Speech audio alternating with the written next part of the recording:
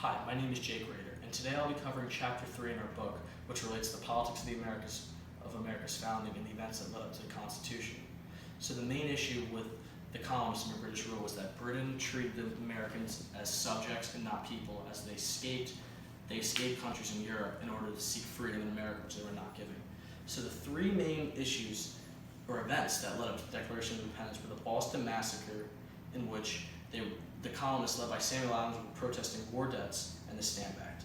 The war debts, British would tax the colonists in order to pay off their war debts, and they felt the colonists should pay for the cost of protection. This included the Stamp Act, as colonists had to pay for every piece of paper they used, which was clearly unlawful and unjust.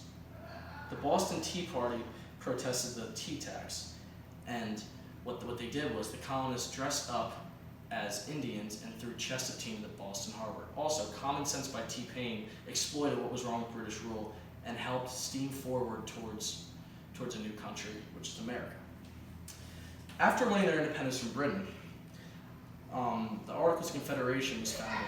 But the main issue of the Articles of Confederation was the economic downturn, political instability. The big thing was the weak central government and state legislative chaos.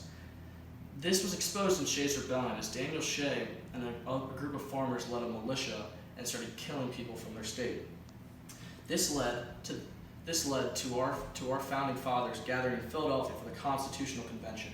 The main issue at the Constitutional Convention was the Federalists versus the Anti-Federalists, and they wanted to know how much power does national government have between the states and the individuals. So two plans were developed, the Virginia Plan and the New Jersey Plan, which essentially state that should representation be based on population or be equal across states. And another issue was that the northern states and the southern states disagreed with was if representation is based off population, what people should be counted, meaning slaves.